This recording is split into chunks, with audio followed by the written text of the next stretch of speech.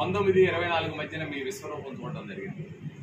కావలి పట్టణ ప్రజలు నోరు తెరిచి ఒక అన్యాయాన్ని చెప్పుకోవాలంటే చుట్టుపక్కల చూసి మాట్లాడాల్సిన పరిస్థితి. ఎవరున్నారో ఏం జరుగుతుందనే ఒక భయంతో బతికారు.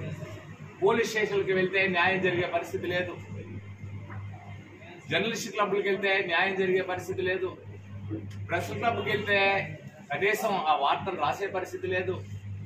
ఆ రోజున మీడియా సోదరుల మీద మీరు చేసినటువంటి దాడి ఆ 5 సంవత్సరాల కాలంలో ఈ రోజున ఉన్నటువంటి మీడియా సోదరులందరికీ తెలిసిన విషయమే.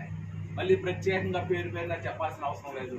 ఇక రౌడీ షీట్లు అంటారా, ఆనాటి మా తెలుగుదేశం పార్టీ సీనియర్ నాయకులు మాజీ ఏఎంసీ చైర్పర్సన్ మరిశెట్టి వెంకటేశ్వర గారి ఆఫీస్ మీద దాడి చేసినటువంటి విషయం. తెలుగుదేశం పార్టీ శ్రేణులను నిర్వీర్యం చేయాలి, ఎవరు కూడా బయట కనబడకూడదనే ఉద్దేశంతో మీరు ఆ రోజున దాడి చేయించారు. దాడి చేయించిందే కాకుండా తిరిగి అతను దాడి చేశాడని చెప్పని అక్రమ కేసులు ఎస్సీ అట్రాసిటీ కేసులు పెట్టిన విషయం మీ అందరికీ తెలుస్తుంది. ఆ రోజున రౌడీ షీట్ కూడా ఓపెన్ చేయించారు. అది అత్యంత దారుణమైన విషయం. ఆ రోజున రౌడీ షీట్ ఓపెన్ చేయించిన వాళ్ళలో మా తెలుగుదేశం పార్టీ నాయకులు ఎంతోమంది ఉన్నారు. వారందరి మీద రౌడీ షీట్లు, వాళ్ళు ఎంతమందిని మర్డర్ చేశారు, ఎంతమందిని కాళ్ళు చేతులు తీసేశారు, ఎంతమంది మీద దౌర్జన్యం చేశారో ఒకసారి మీరు గుర్తు చేసుకున్నారు. మాజీ శాసనసభ్యులు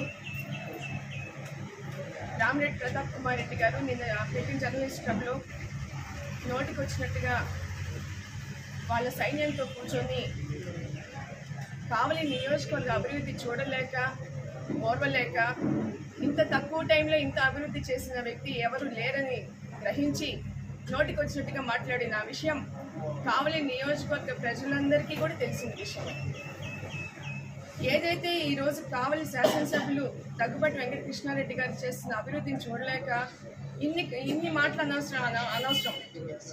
కుమ్మల్పేట రోడ్డు మరియు కావలి మాజీ శాసనసభ్యులు రామిరెడ్డి ప్రతాప్ కుమార్ రెడ్డి ఇంటి ముందు రోడ్డు ఐకాన్ సెంటర్ అయితే ఉంది, ఎన్నో ఏర్పాటు చేసి ఇంత తక్కువ టైంలోనే ఇంత మంచి పేరు సంపాదించుకున్న కావ్య కృష్ణారెడ్డి గారు మా శాసనసభ్యులకి చూడలేక ఇట్లా మాట్లాడటం ఎంతవరకు ఏ మేరకు సమంజసమని తెలియజేస్తున్నాను.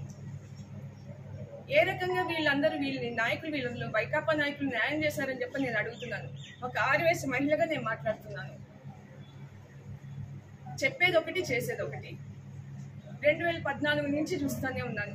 మీరు చేసే అరాచకాలు కానీ చెప్పేది ఒకటి, మొత్తం అందరి ముందు కూడా ప్రాపగాండా చేసి మేమే అని చెప్పని చెప్తారు.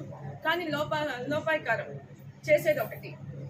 ఈరోజు ఆనాటి పన్నులన్నీ కూడా ఈరోజు 30% ఇంచుమించుగా లెస్ తోటి చేస్తున్నట్టే.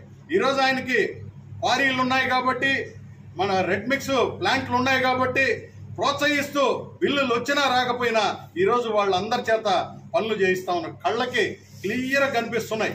ఇటు తుమ్మలపేట రోడ్డు కానీ, ఫ్లైఓవర్ బ్రిడ్జ్ కానీ, అదేవిధంగా ఇంచుమించుగా ఎన్నో కోట్ల రూపాయలు ఈరోజు ఎన్ఆర్సీసీలో పల్లెల్లో సిమెంట్ రోడ్లు జరుగుతూ ఉన్నాయి. కనీసం 5 ఏళ్ళు మీరు సిమెంట్ రోడ్లు ఒక్క సిమెంట్ రోడ్డు కూడా వేయకపోగా ఈరోజు నువ్వు మాట్లాడుతున్నావు అంటే అభివృద్ధి గురించి. అభివృద్ధి ఏం జరగలేదు, ఐకాన్ ఒకటే జరిగిందని చెప్పి మాట్లాడుతూ ఉన్నాడు. గ్రావెల్ మాఫియా జరుగుతుంది, గ్రావెల్ దోపిడీ జరుగుతుందని చెప్పి స్వచ్ఛమైన నిజం చెప్పడం జరిగింది. ఆయన గతంలో రుద్రకోటలో పెద్ద కొండగా ముచ్చటగా ఉన్నటువంటి గ్రావెల్ని వందలాది ట్రిప్పులు డోలి జేసీబీలు పెట్టి రాత్రులు లేదు పొగులు లేదు ఇష్టానుసారంగా గ్రావెల్ దోపిడీ చేసింది ఎవరు? ఆ గ్రావెల్ ఏ బూచోడు ఎత్తుకోబోయాడు? ఇటు గరుడ లేఅవుట్ నుంచి చెన్నాయిపాలెం ఒక సోదరుడు వేసిన లేఅవుట్, కావలి సోదరుడు వేసిన లేఅవుట్, తుమ్మలపెంట రోడ్డులో వేసినటువంటి వేలాది ఎకరాల లేఅవుట్లకి గ్రావెలు వాళ్ళ తాత ముత్తాతల చేలో నుంచి దోలుకున్నారా, లేకపోతే రుద్రకోట దగ్గర నుంచి గ్రావెల్ తోవుకొని తెచ్చారా? ఆ గ్రావెల్ తోలేటప్పుడు ప్రతి ఎకరాకి కూడా దాదాపుగా 5 లక్షల రూపాయలు 10 లక్షల రూపాయలు ఒక ఎకరాకి తీసుకుంటున్నాడు అని చెప్పి అక్కడ పనిచేసే పార్టీ నాయకులే బీపీఎస్ సెంటరు, అతిథి సెంటరు, కోడలలో టీలు తాగుతూ పార్టీలో పనిచేస్తున్నామయ్యా, మా దగ్గర కూడా 5 లక్షలు 10 లక్షలు తీసుకున్నాడని అని వాళ్ళు వాపోయిన మాట నా దగ్గర కూడా మాట్లాడారు. నేను కూడా చెప్పేసి చేసేదంతా పోయినసారి చేసిందంతా మీరే ఇప్పుడు మా రైస్ మాఫియాకు మా ఎమ్మెల్యే కావ్య కృష్ణారెడ్డి గారు చాలా వ్యతిరేకం. కాబట్టి గుర్తుంచుకోండి, పోయినసారి రైస్ మాఫియా చేసిందంతా మీరే. కాబట్టి ఈ సందర్భంగా ఏం తెలుసంటే మాట్లాడే ముందు ఒకరు జాగ్రత్తగా మాట్లాడాలని చెప్పి ఈ సందర్భంగా తెలియజేస్తున్నాను.